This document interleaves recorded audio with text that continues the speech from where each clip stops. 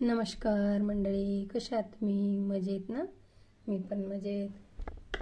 आणि आज आहे नागपंचमीचा दुसरा दिवस. म्हणजे आमच्या इकडे काल पूजलेलं असतं जे वारुळ, जे भजनी मंडळी असतात बारीवाले, ज्यांना बारी माहीत असेल त्यांना कळेल. बारीवाले जे असतात ते काल पूजा करून ठेवतात वारुळाची. आणि आज बायका तिथे जाऊन तिथली वारुळाची माती आणून छान असा सकरुबा करतात आणि ते सकरुबा घरी आणून त्याला सजवतात. ते एक शंकराचं रूप असतं, शंकर पार्वती. आणि त्यात असे छोटे छोटे मातीचे एक बैल, त्यावर बसलेला गुराखी, त्याच्या हातात काडी, परत असं छोटं गाय वासरू वगैरे काय काय असतं ते बनवतात तिथे बायका. आणि छान त्याला सजवतात, करडी लावतात, लाल काळी गुंज असते ती गुंज पण लावतात.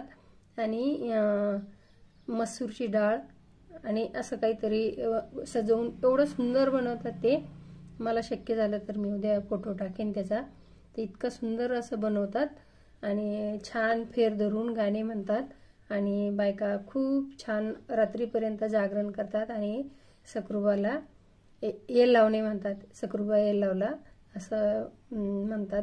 आणि छान पहिल्या काळात बायकांना घराबाहेर पडण्याची जास्त मुभा नव्हती, तर अशाच सणाच्या व्रताच्या निमित्तानं बाहेर पडायच्या.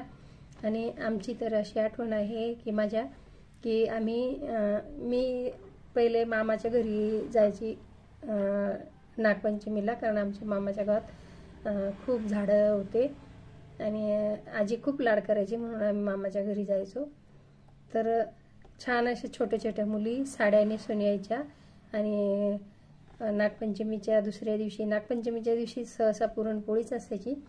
दुसऱ्या दिवशी लाडू वगैरे असं काहीतरी आजी करायची आणि आजी खूप माया करायची आणि साडी नेसायची. मग मैत्रिणीसोबत बाहेर जायचं आणि रात्रीच्या 12 वाजेपर्यंत घरी यायचंच नाही. इतक्या वाजेपर्यंत पहिले बायका झोके खेळायच्या. परत असं ते पाय घसरी म्हणून एक खेळ आहे तो. त्याने इतका व्यायाम होतो शरीराचा, खूप होतो. एक पाय घसरायचा, एक खूप बॅलन्स करावं लागतं त्याला, आणि ते खेळायच्या आणि खूप खेळ खेळायचे.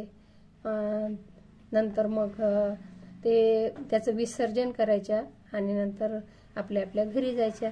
असा गावातल्या सुवासनीचा खेळ असायचा आणि सोबतच सण पण साजरा करायच्या.